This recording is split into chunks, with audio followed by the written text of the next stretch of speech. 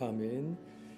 이 시간에는 우리 유관지 목사님 오늘 함께 본 본문의 말씀을 의지해서 하나님의 진노라고 하는 제목으로 말씀을 선포해 주십니다. 많은 은혜 받으시기 바랍니다. 1월에 로마서 강의 시작하면서 한 번에 한 소제목씩 이렇게 살피겠다고 그런 말씀을 드렸습니다.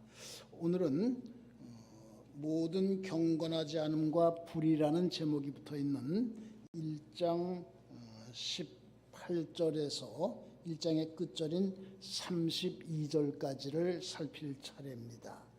오늘 드릴 말씀의 중앙에는 하나님의 진노는 어떤 사람에게 나타나나 어떤 사람에게 임하나 이런 문제가 있어요. 그리고 요즘 문제가 되고 있는 동성애 문제도 살피게 될 것입니다. 그와 함께 우리는 하나님을 찬양하지 않을 수가 없다, 이 사실을 같이 함께 확인하려고 합니다.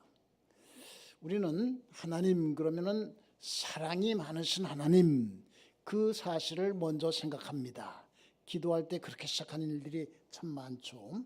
어렸을 때 교회 학교에서 배운 찬송이 있습니다. 사랑의 하나님 귀하신 이름은 내 나이 비록 어려도 잘할 수 있어요. 저희 찬송 지금도 잘 기억하고 있습니다. 여러분도 마찬가지일 겁니다. 교회의 유초등부 교육 참 중요해요. 코로나 때문에 유초등부가 모이지 못하다가 이제 다시 모이게 되고 학생부가 모이고 속회도 모이고 아주 교회의 활기가 넘치고 있는 것 감사한 일입니다. 그래요. 하나님은 사랑의 하나님이에요. 하나님은 우리를 사랑하셔서 독생자를 이 세상에 보내셨습니다. 그리고 우리를 구원하시기 위해서 그 독생자 예수님을 십자가에 다셨습니다. 이번 주일은 사순절 제5주 5번째 주일입니다. 이 사순절은 그 사실에 대해서 우리가 집중적으로 묵상하면서 경건하게 또 절제에 힘쓰면서 보내는 그런 때입니다. 다음 주간 4월 2일부터는 고난주간이 시작됩니다. 고난주간에는 특별히 그렇게 해야 됩니다. 근데 여러분, 우리는 뭘 볼 때 앞면만 봐서는 안 됩니다. 뒷면까지 함께 보아야 됩니다. 하나님은 사랑의 하나님이셔요. 동시에 하나님은 공의의 하나님이세요. 하나님은 불의로 진리를 막는 사람들에게 이 하나님의 진노, 하늘로부터 이렇게 나타나는 그런 하나님이라는 것을 우리는 동시에 알아야 됩니다. 하나님께서는 아담과 하와에게 선악을 알게 하는 나무의 열매를 먹지 말라 하셨어요. 아담과 하와는 뱀의 유혹에 빠져서 그 명령을 어겼습니다. 하나님은 그들을 에덴 동산에서 내쫓으셨죠. 온 땅이 하나님 앞에 부패해서 포악함이 땅에 가득했습니다. 하나님 어떻게 하셨어요? 홍수로 심판하셨어요. 성경 여러 곳에, 그것 말고도 여러 곳에 이와 같이 공의의 하나님의 진노가 나타난 일이 기록되어 있습니다. 하나님의 진노는 이와 같이 과거에만 나타난 것 아닙니다. 지금도 나타나고 있어요. 어떤 사람에게 대해서, 어떤 일에 대해서 나타납니까? 본문이 잘 말해주고 있어요. 경건하지 않은 사람들에게 나타납니다. 본문 18절, 하나님의 진노가 불의로 진리를 막는 사람들과 모든 경건하지 않음과 불의에 대하여 하늘로부터 나타나더니, 공동문 역성서를 보니까 이렇게 번역되어 있더라고요. 하느님의 진노가 불의한 행동으로 진리를 가로막는 인간의 온갖 불경과 불의를 치시려고 하늘로부터 나타납니다. 경건하지 않음, 이걸 두 글자로 불경, 이렇게 말하고 있습니다. 오늘 본문 말고도요, 경건하지 않는 사람들은 하나님의 진노의 대상이다, 이것이 성경 여러 곳에 기록되어 있습니다.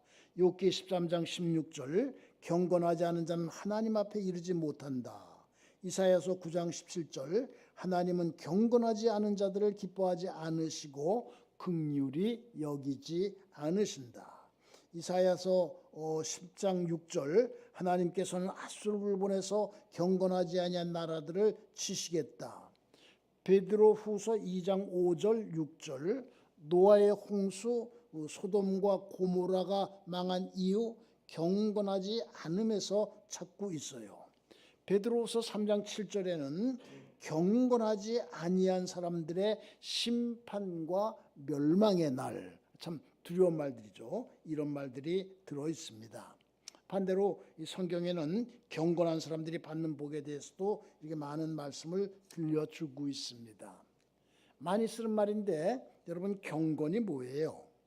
경건이 뭡니까? 간단한 것 같으면서도 쉽지 않은 말이에요. 국어사전 찾아보니까는 경건하다, 어떤 것을 소중히 받들고자 하는 데가 있어서 엄숙하다, 이렇게 그 풀이되어 있습니다. 좋은 풀이라고 생각돼요. 그러나 교회에서 말하는 경건은 그 범위가 훨씬 더 넓습니다. 저는 이 경건을 뭐라고 설명해야 될까? 아니, 나 자신부터 어떻게 이해해야 될까? 한참 애쓰다가 경건, 예수님께 초점을 맞추고 사는 생활, 이런 말을 하나 만들어냈어요. 경건, 예수님께 초점을 맞추고 사는 생활. 뭐 부족한 제가 만든 말이지만은 그래도 이렇게 그 적절한 말이라고 그렇게 생각하고 있습니다. 성도 여러분, 예수님께 초점을 맞추고 사시기 바랍니다. 경건은요, 신앙이 외부적으로 표현되는 것이에요. 신앙생활 잘하는 분들 만나면은 저절로 경건미가 느껴져요. 경건미, 국어사전에는 삼가구 엄숙한 분위기에서 나타나는 아름다움, 이렇게 풀이되어 있는데 교회에서는 이 말을 신앙생활을 잘하는 사람이 주는 감동, 이렇게 풀이할 수 있을 것입니다. 그래요, 얼굴과 행동에서 경건미가 나타나는 성도들이 모인 교회는 저절로 부흥합니다. 우리는요, 경건하게 살기 위해서 힘써야 됩니다. 자동차는 기름이 있어야 움직이죠. 경건은 우리가 신앙생활을 하는 데 있어서 이 기름과 같은 그런 역할을 합니다. 자동차를 운전하려면은 교통신호를 잘 봐야 됩니다. 경건은 이 신앙이라는 자동차를 운전하는 데 있어서 교통신호와 같은 거예요. 교통신호를 어기다가 적발되면은 범칙금을 내야 됩니다. 경건을 지키지 않으면은 오늘 본문의 말씀대로 하나님의 진노를 받게 됩니다. 하나님께서는 하나님을 잘 알 수 있는 힘을 모든 사람들에게 주셨어요. 제가 살고 있는 아파트 앞에 목련나무가 한 그루 있습니다. 저는 아파트 2층에 살고 있는데 이 목련나무 가지들이 창에 아주 가까이 있습니다. 그래서 이렇게 창을 열면은 이 창 안으로 들어오기도 하는데요. 매년 2월 말쯤 되면은 이 목련나무를 통해서 하나님의 숨결을 저절로 느끼게 됩니다. 2월 말쯤 아직 추워요. 겨울이 가질 않았어요. 그러나 나무의 분위기가 달라집니다. 뭐 아직 그냥 뭐 아무것도 변화가 없는 것 같지만 그래도 분위기가 달라져요. 그리고 꽃망울이 벌어지기 시작해요. 봄에 제일 먼저 피는 꽃이 아마 이 목련꽃 같더라고요. 잎이 나기 전에 꽃부터 이렇게 먼저 피는 것을 볼 수 있는데요. 이후 꽃이 나오기 시작합니다. 요즘은요 아주 그냥 활짝 피어 있습니다. 요즘 봄이 돼서 꽃이 참 많이 피고 있죠. 어제부터 뉴스에 나오는데 서울의 그 벚꽃이 다른 해보다 2주 정도 좀 먼저 피고 있다. 뭐 그런 뉴스가 나오고 있습니다. 친구들이 이 카톡에 우리 집에 이런 꽃이 피었다 하고 사진 찍어 올리기도 하고 어딜 갔는데 꽃들이 너무 아름다워서 내가 찍어 올린다. 그러면서 이렇게 뭐 카톡에다가 꽃사진 올라온 일이 많이 있습니다. 저도요, 그 아파트 밖에 있는 목련꽃을 찍어서 고등학교 동창 그 카톡방에다가 올렸어요. 동창들도 창조주 하나님의 숨결을 좀 느꼈으면 좋겠다, 그런 마음이 있어서 이제 그렇게 올렸고요. 또 하나 생각나는 일이 있어서 그렇게 했습니다. 학생 시절에 친구 하나와 학교 뒷산을 산책하고 있었어요. 그 친구는 기독교 가정에서 이렇게 태어났는데 교회 나가는 거 싫어하고 또 신앙에 대해서 이야기하는 걸 아주 뭐 싫어하는 그런 친구였습니다. 뭔가 상처를 받은 일이 있는 것 같아요. 가을이었는데요. 하늘은 맑고요. 발밑에는 낙엽들이 이렇게 깔려 있어가지고 발걸음을 옮길 때마다가 이렇게 사각사각 소리가 났어요. 은행나무 잎은 노랗게 단풍은 빨갛게 물들기 시작한 때였어요. 이 친구가 문득 발걸음을 멈췄어요. 왜 그런가 하고 돌아봤더니 사면을 돌아보면서 혼잣말처럼 너무 아름다워, 이런데도 하나님이 없다고 하는 사람은 바보라고 해야 될 거야, 그렇게 혼자서 중얼거리더라고요. 사람은요, 이와 같이 하나님께 대한 인식을 본능처럼 가지고 있어요. 우리는요, 하나님께서 주신 이거 하나님에 대한 그 인식, 하나님을 알만한 것, 이걸 잘 활용해서, 이거 참 좋은 거죠. 하나님을 더 잘 알기 위해서, 더 잘 믿기 위해서 지금 이렇게 모여서 예배를 드리고 있는 것입니다. 여러분, 하나님을 알면 어떻게 해야 됩니까? 21절 보니까는 하나님을 알되 하나님을 영화롭게도 아니하며 감사하지도 아니하고 오히려 그 생각이 허망하여져서 미련한 마음이 어두워졌나니, 이렇게 말씀이 기록되어 있습니다. 오늘 본문은 사실은 그 바울 사도가 이방인들을 상대로 그 한 말인데, 우리는 신앙에 있어서 이방인이 아닙니다. 그러니까는 이 반대로 해야 됩니다. 하나님을 영화롭게도 아니하며, 우리는 반대로 하나님을 영화롭게 하기 위해서 힘써야 됩니다. 하나님을 영화롭게 하기 위해서 힘써야 됩니다. 하나님께서는 영광을 받으시기 위해서 우리를 창조하셨습니다. 이사야서 43장 7절의 말씀, 내 이름으로 불려지는 모든 자 곧 내가 내 영광을 위하여 창조한 자를 오게 하라. 오게, 그를 내가 지었고 그를 내가 만들었느니라. 내가 내 영광을 위하여 창조한 자를. 하나님은 하나님 영광을 위해서 우리를 창조하셨어요. 바울 사도는 고린도전서 6장 20절에서 그런즉 너희 몸으로 하나님께 영광을 돌리라 했어요. 또 고린도전서 10장 31절 잘 아는 말씀, 또 잘 알아야 되는 말씀이 있습니다. 그런즉 너희가 먹든지 마시든지 무엇을 하든지 다 하나님의 영광을 위하여 하라.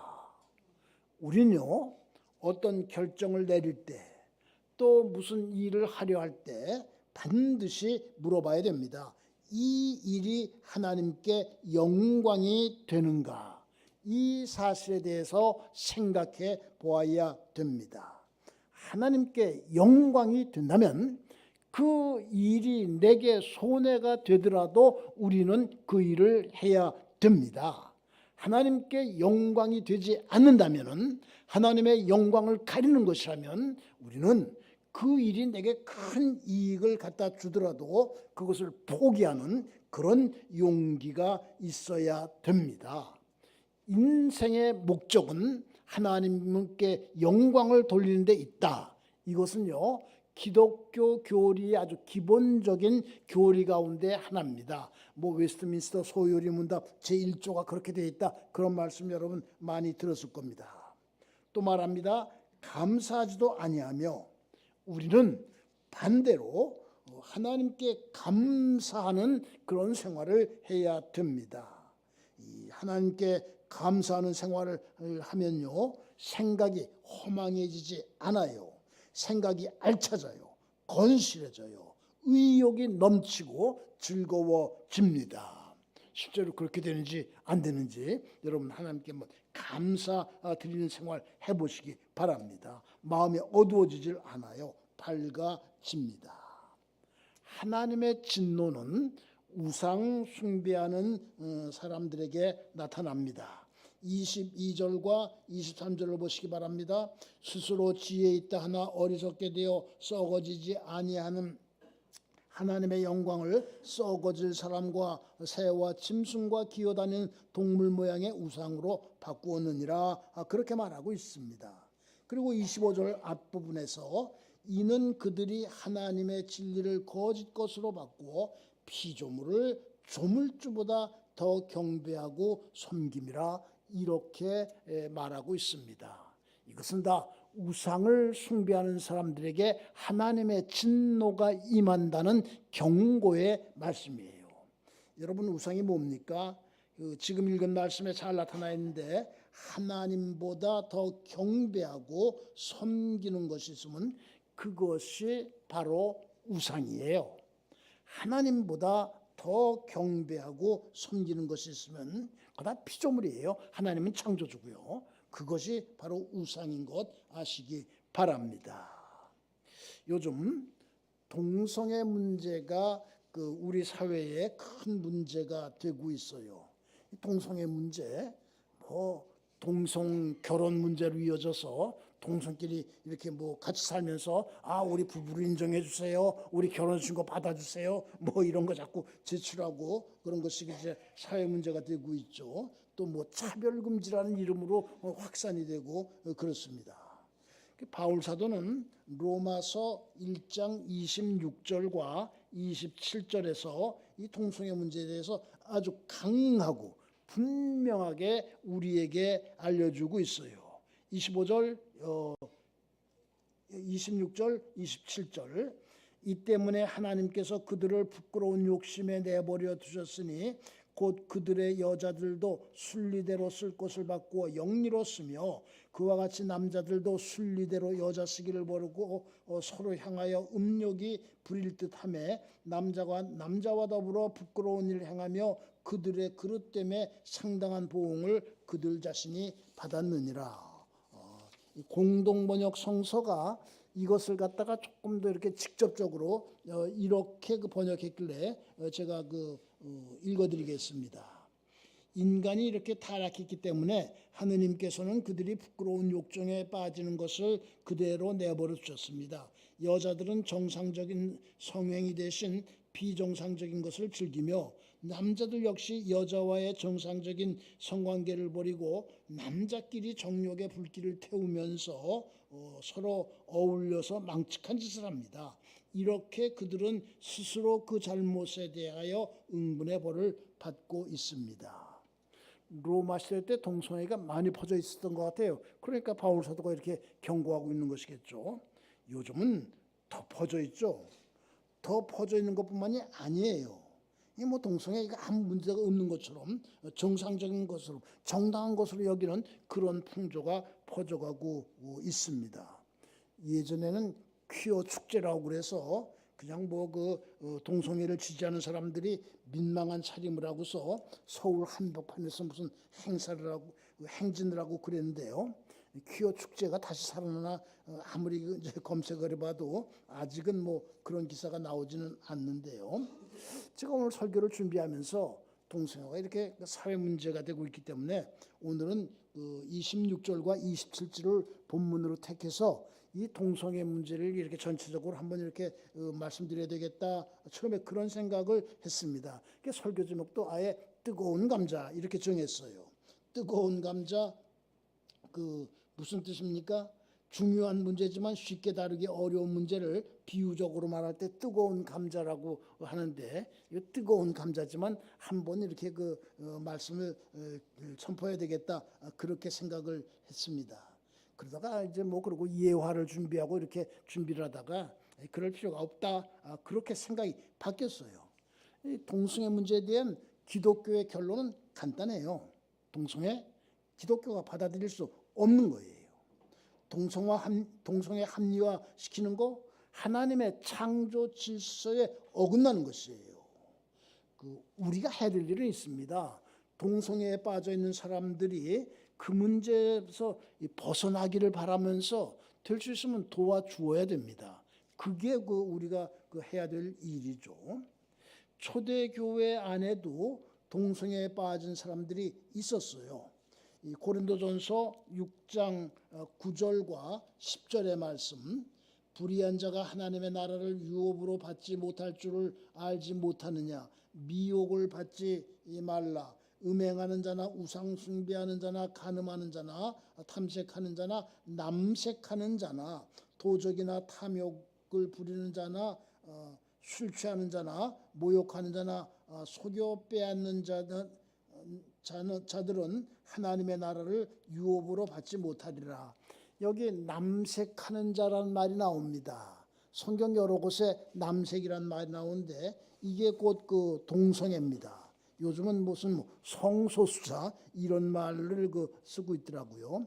이어지는 11절의 말씀, 너희 중에 이와 같은 자들이 있더니, 이 고린도 교회 안에도 동성애에 빠진 그 사람들이 있었던 것 같아요.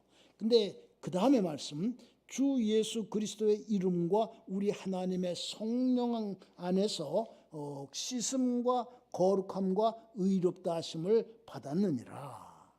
교회가 할 일이 그겁니다. 그런데 빠진 사람들, 주 예수 그리스도의 이름과 하나님의 성령 안에서 거룩함과 의롭다함을 이렇게 받을 수 있도록 교훈화시키는 것, 교회는 오늘날에도 이런 역할을 해야 됩니다. 여러분, 창세기에도 동성애 얘기가 나와요. 어디에 나옵니까? 19장. 아마 이 동성애 문제가 성경에 나오는 최초의 기록이 아닐까 싶은데요. 두 천사가 소돔에 이르렀어요. 거기 살고 있던 롯이 그들을 잘 영접했어요. 어떤 일이 벌어졌어요? 소돔 백성들이 몰려와가지고 롯의 집을 둘러싸고 오늘 밤에 내게 온 사람들이 어디 있느냐? 이끌어내라. 우리가 그들을 상관하리라. 그랬습니다. 우리가 그들을 상관하리라. 이게 동성애 이야기인데요. 이 소돔에 동성애가 퍼져 있던 것을 알 수 있습니다. 그 소돔 어떻게 됐죠? 창세기 19장 24절과 25절을 보면은 하나님께서 유황과 불을 비같이 소돔과 고모라에 내려서 그 성들과 온 들과 성에 거주하고 있는 모든 백성과 땅에 난 것들을 다 엎어 멸하셨어요. 이 사실을 생각하면 요즘 세상에서 벌어지고 있는 이런 일들에 참 이렇게 두렵게 느껴집니다. 동성애에 대해서 드릴 수 있는 말씀은 이것이 답니다. 복잡하게 말할 필요가 없겠다 그런 생각이 들어서 제가 이렇게 제목도 바꾸고 이제 초점도 바꾸고 그랬습니다. 29절부터를 보시기 바랍니다. 죄의 목록이 나옵니다. 29절. 곧 모든 불의, 추악, 탐욕, 악의가 가득한 자요, 시기, 살인, 분쟁, 사기, 악독이 가득한 자요, 수근수근하는 자요. 30절. 비방하는 자요, 하나님께서 미워하는 자요, 능욕하는 자요, 교만한 자요, 자랑하는 자요, 악을 도모하는 자요, 부모를 거역하는 자요. 31절. 우매한 자요, 배악하는 자요, 무정한 자요, 무자비한 자라. 이게 무슨 죄악 목록, 죄악 백과사전, 죄악 만물상 그렇게 말할 수 있는 것 같아요. 죄의 백화점 이런 제목들을 붙일 수 있을 것 같아요. 자, 질문. 여기에 나열된 이런 여러 가지 죄에서 자유로울 수 있는 분이 계십니까? 나 그런 것하고 상관없어 깨끗해 그렇게 하실 수 있는 분이 계십니까? 저는 자유롭지 못합니다. 저부터 자유롭지 못합니다. 바울도 여러분 자유롭지 못했습니다. 그래서 바울 사도는 로마서 7장 24절에서 오호라 나는 곤고한 사람이로다 이 사망의 몸에서 누가 나를 건져내랴 탄식을 했습니다. 그런데요 하나님께서 복음을 주셨어요. 믿음의 길을 열어주셨어요. 믿음을 통해서 이 문제를 해결할 수 있게 해주셨어요. 로마서에 그 진리가 담겨 있습니다. 그래서 로마서가 소중한 거예요. 일본에 우찌무라 간조라는 평신도 성경학자가 있었습니다. 한자로는 내촌감삼이라고 쓰는데요. 이분이 한국교회에도 영향을 많이 미쳤어요. 이분이 쓴 로마서 연구라는 책, 우리나라에서도 이 책 보는 분들이 참 많은데요. 앞부분에 이런 말이 있어요. 복음의 중심인 십자가, 곧 속죄 문제에 대하여 연구하려면 이 문제에 대하여 철저한 설명을 제공한 로마서를 택하는 것을 최상의 길로 삼아야 된다. 복음 문제, 속죄 문제, 죄의 문제에 대해서 로마서는 거기에 대해서 최상의 해답을 이렇게 제시하고 있다. 우리는 그걸 참고해야 된다. 우리는 로마서를 우리에게 주신 하나님께 감사를 드려야 됩니다. 로마서 1장 25절 뒷부분에요. 이해하기 어려운 말이 한 문장 이렇게 들어가 있어요. 이는 그들의 하나님의 진리를 거짓 것으로 바꾸어 피조물을 조물주보다 더 경배하고 섬김이라 이렇게 하고 있어요. 느닷없이 주는 곧 영원히 찬송할 이시로다 아멘 이 말이 들어가 있어요. 주는 곧 영원히 찬송할 이시로다. 이 문장의 흐름에 이게 맞지가 않아요. 문맥이 안 맞아요. 앞뒤하고 또 이렇게 맞지를 않습니다. 이 말이 왜 여기에 들어갔나? 이걸 알기 위해서 여러 가지 번역을 보았어요. 신약성경은 그 그리스 말로 기록되어 있습니다. 히라버, 헬라어라고도 그러는데 원문으로도 이렇게 봤어요. 성경 주석들도 읽었어요. 그런데요, 그런 의문이 풀리지가 않아요. 제가 좀 이렇게 문학 공부를 조금 했는데 이 문장이 흐르려면 이렇게 순리대로 흘리고 이 문맥이 맞아야 되는데 그냥 앞뒤로는 좀 험한 말이 들어가 있다가 느닷없이 주는 곧 영원히 찬송할 이시로다 아멘 이 말이 중간에 왜 들어갔나 상당히 궁금해요. 그런데 그걸 가지고 참 집중적으로 생각하다가 제가 이런 결론을 내렸어요. 우리는 하나님의 진노를 받을 수밖에 없는 존재들인데 하나님의 진노의 대상들인데 그런 우리에게 믿음을 주셔서 진노에서 벗어나게 해주신 하나님을 찬송하지 않을 수 없어서 바울 사도는 참 앞뒤 가리지 않고 그냥 곧 주는 곧 영원히 찬송할 시로다 아멘 이 말을 갖다가 여기다가 쓰신 것일 것이다. 저는 그런 결론을 내렸습니다. 그래요. 우리는요, 사람은요, 하나님의 진노를 피할 수가 없는 존재들이에요. 이제 다음번에 살핀 그 로마서 2장에는 그 사실이 더욱더 강하게 그렇게 기록되어 있어요. 그런데 우리에게 믿음을 주셔서 우리가 믿게 해서 거기에서 벗어나게 해주셨어요. 얼마나 감격스러운 일입니까? 로마서는 그 진리를 담고 있는 성경이에요. 주는 곧 영원히 찬송하시리로다 아멘. 아멘 여러분 잘 아시죠? 그렇게 되기를 바랍니다. 그런 뜻입니다. 우리는 감동을 받았을 때 아멘 그렇게 하죠. 설교 중에도 아멘, 대화 중에도 아멘 그러는데요. 재미있는 사실을 제가 이번에 하나 발견을 했습니다. 성경에 아멘이란 말이 50군데, 50군데 나오더라고요. 근데 신약에 27번 나와요. 그 가운데 14번이 그 바울 서신에 이렇게 나옵니다. 바울 서신 14번 가운데 5번이 로마서에 나오는 것을 알았습니다. 오늘 본문 가운데 나오는 25절의 아멘, 이게 처음 나오는 거고 로마서가 또 아멘으로 끝나요. 끝장 끝절인 16장 27절 지혜로우신 하나님께 예수 그리스도로 말미암아 영광이 세세 무궁토록 있을지어다 아멘. 바울은요 우리는 믿음으로 말미암아 구원을 받을 수 있다. 이신 듣고 이신 믿음으로 득 얻는다.